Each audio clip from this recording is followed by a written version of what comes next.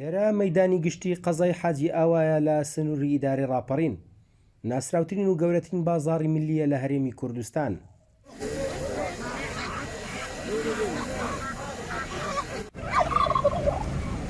لە ڕۆژانی هەینیدا بە سەدان کڕیار و فرۆشیار لە ناوچە جیاجیاکانەوە سەردانی ئەم بازاڕە دەکەن.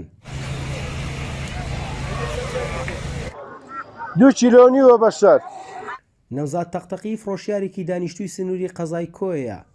ڕۆژانی هەینی و بە مەبەستی فرۆشتنی پەلەوەری قاز و مراوی دێتە مەیدانەکە. چەندین ساڵێکە لە مەیدانی حاجیاوەیە جمعانە سەردان دەکەین. لەخوای بەزیادی بازارێکی باشی هەیە پەلەوە، خاستە لە وەرزەیە، وەرزی سارد و سەرمایە.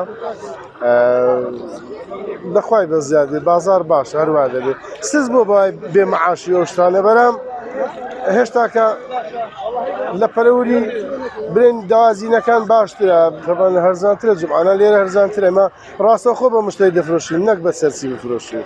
سەرسیەکان گران دەفرۆشین، تەبەن فەرقی هەیە.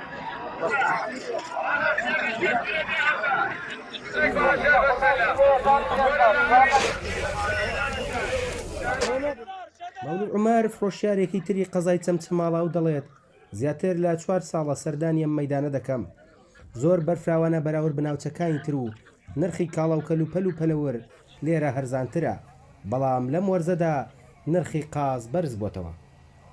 سنووری چەمچەماڵەوە دێم. ئەم مەیدانەی حاجیاوە لە مەیدانەکانی کوردستان بڵین لە هەمووی قەڵە باڵغترە و باەخی زیاترە لە ڕووی تەیر و تاڵە، خاص قاز و قەل و مراوی لەم وەزری جستانەیە. بەڕاستی بازارەکەی زۆر قەڵە باڵغە و زۆر ینی بازارێکی باشە، بگرە لە سلێمانی و لە هەولێر و لە بازارەکانی هەستە محافەزەکەی کوردستان حاجیاوە بەناوبانترە. ئاتر لە وەرزی جستانە قەل و قازە سەعری بەرزە بێتەوە. منە ماوەت جستان هاوی جوتمە هاوردەمدا 30,000، ئێستا دانەی بە 30,000، یعنی دووقاتی هاوی. ئەتر وەرزەکەی وا دینا ساردی کرد، گۆشتی پەلەوەر و قاز و قەل ئەمانە خەڵک زیاتر حەزی لێوەی کڕێ.